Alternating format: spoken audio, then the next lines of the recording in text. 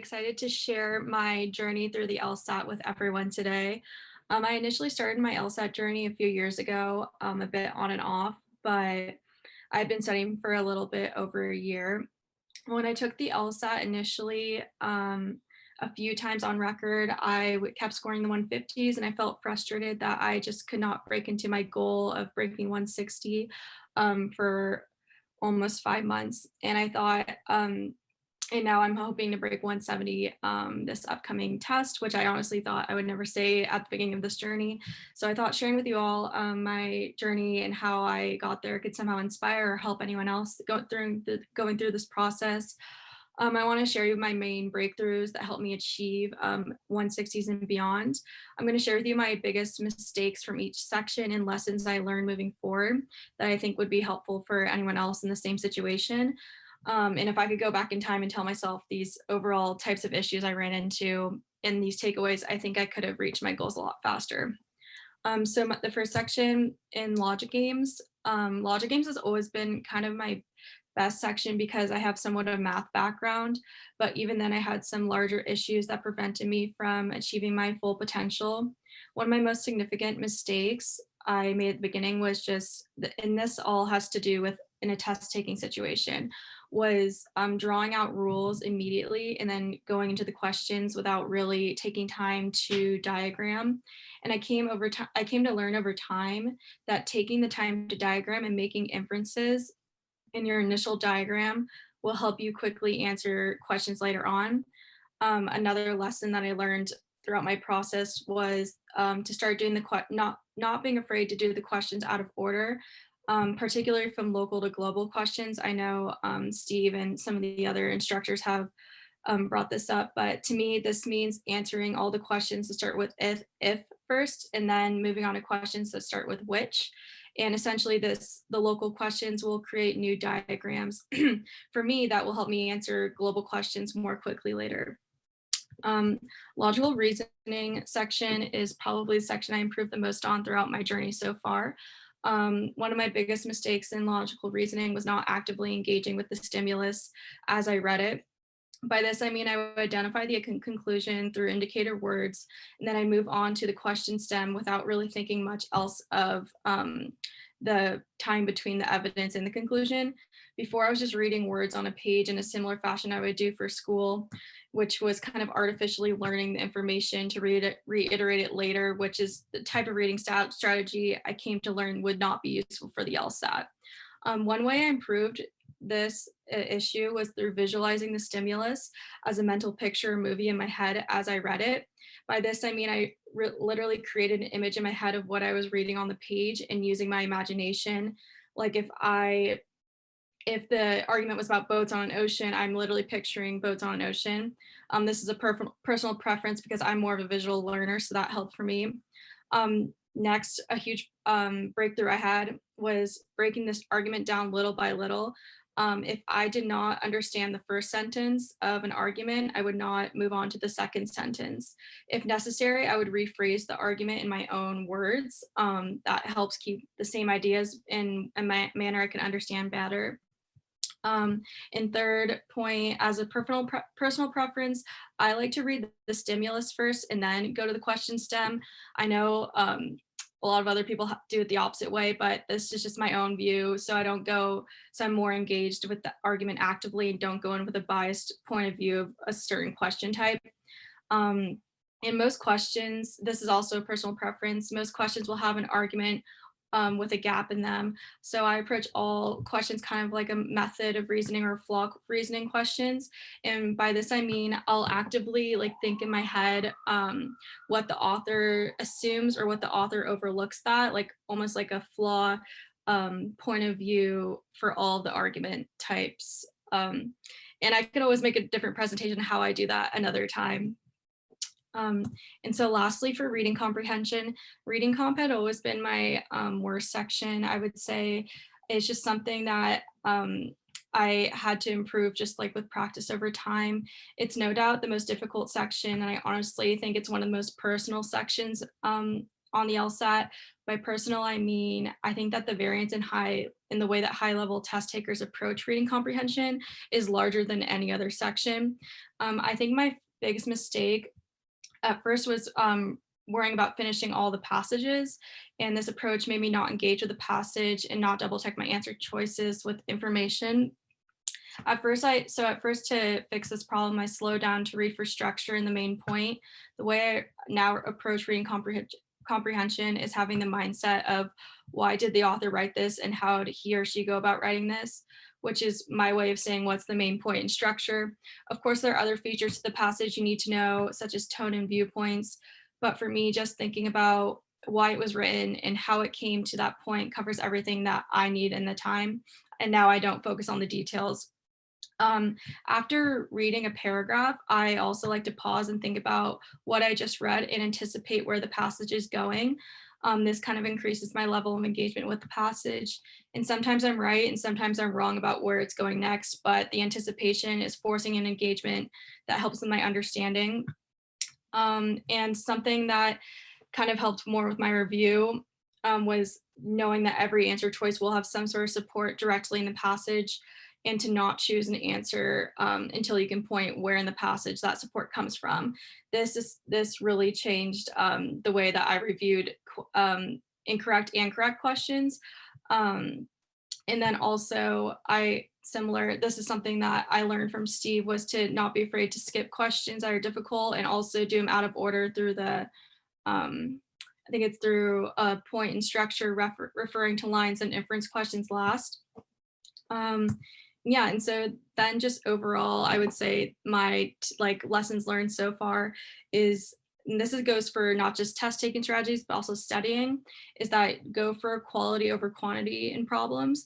And by this, I mean the amount of questions you have does not mean anything if you do not have the takeaways from the ones you've done, especially in logical reasoning. I would say in a non-testing situation, when I was doing just practice problems, one of my biggest mistakes was my concern with the amount of questions I was cramming instead of how much I was learning from each question I completed.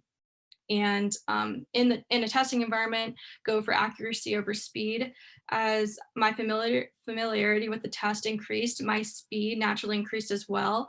I was never able to complete a single section to begin with for a really long time, and then naturally, I started being able to finish each section with additional time. Also, take review really seriously. Not only should you review your wrong questions, you should review the ones you got right as well, which kind of changed the way that I studied. When I started looking at the ones I got correct and understanding the reasoning, helped me get a deeper understanding of the test. Also, don't be afraid to skip questions in a testing situation. Now I typically skip longer questions that'll take me more time to do, such as parallel reasoning, since they just take time and I'll come back to them later. And I also skip my least favorite question types at first too, such as weekend. And yeah, that's it. Thank you. If everyone has any questions, just let me know.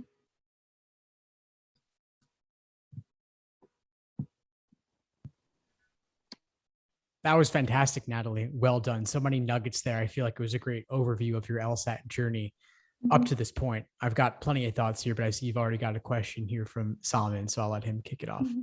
No, go ahead, Steve. I'll go in after. No, please, you first. All right. First. I just have comments, but okay, ask your questions. Awesome. No, Natalie, that was a wonderful presentation. I'm hoping to one day have your problem to try to keep 160 to 170. So that was awesome. I guess I was just curious for the LR specifically, what was your review process? Or what did that look like? Did you have a specific journal? Is there things that you did in the beginning that you would change now? So I'm just curious how you structure your LR and how you review in a sense. So I keep a master Google Doc or a document with every question I've ever gotten wrong. But also I would say that what really changed my engagement with the reasoning is the Socratic review method. And that is just writing out in your own words, first rewriting the argument by evidence, filler, sub-conclusions, conclusions. And then in your own words, write the answer choices, right and wrong as well. And another one of Steve's tips about restructuring an argument to do different question types also really helped me as well.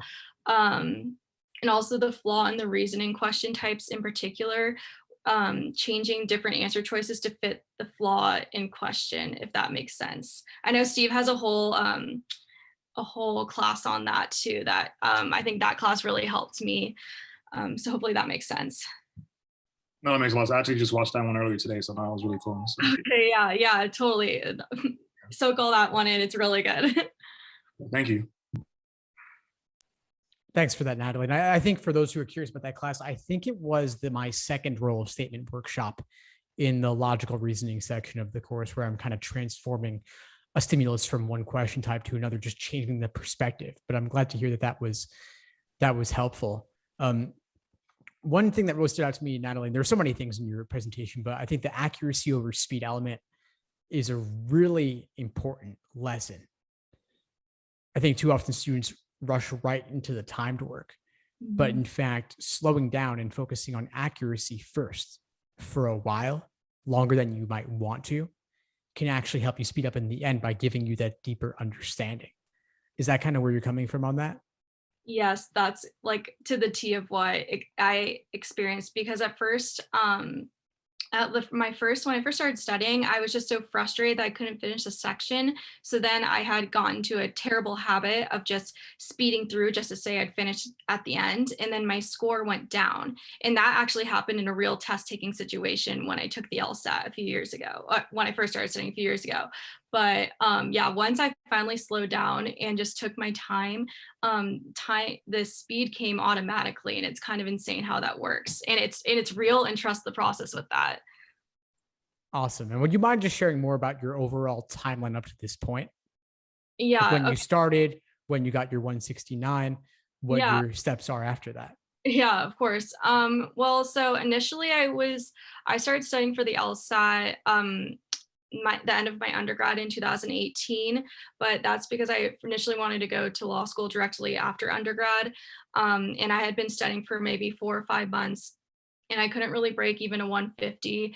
And finally I went in after probably 5 months of on and off studying, like self-studying, and scored like 155, and then try to go in again like a few more times, and I got a lower score, like a 154, then a 157. And then at this point, I ended up just taking a break completely from it, and then picking it back up almost, oh my gosh, my timeline's all messed up, and a year and a half later, and just completely started from scratch.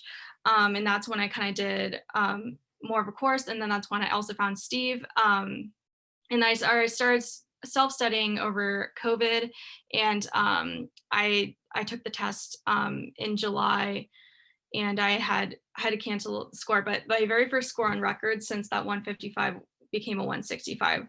And then I retook the test in January, and then got the 169. If that makes sense. Sorry, I'm like getting my own time. I'm confused. I would need to write it all down for it to be concise. You've been at it for a while. You Yeah, got your yeah. 169. You got your 169 in January. Yeah. Then I think you took a break for a bit, right, to focus on school. Yeah, I'm in a graduate program right now, so I had to take a break, and also had some like health concerns going on, so I had to take a break for 2 months. So I'm kind of picking it back up now. So hoping for the best for June. But I think it all kind of comes naturally if you've been studying it for a while. So basically, if you put in several months of studying, countless hours, it comes naturally in the end. Yeah, exactly. But also, I would say, like, if you feel like you're not ready, definitely don't force it. I think that was one thing I did during COVID. That was a mistake on my end. I tried to pick it back up April of 2020, and I was like, I'll be ready for it by, I can't remember if I took the junior college test. I'm like, I'm gonna be ready for it. I'm just gonna do my best I can. And I ended up having to cancel the score that I did, because I was just like, that was a terrible test on my part. I was not ready at all. So don't gaslight yourself. If you're not ready, you know you're not ready. Thanks for tuning into the show. Please subscribe if you haven't done so already to be notified of new episodes as I release them. And feel free to reach out if you need anything at all as you move forward with your prep. I'm happy to help however I can. In the meantime, I wish you all the best and take care.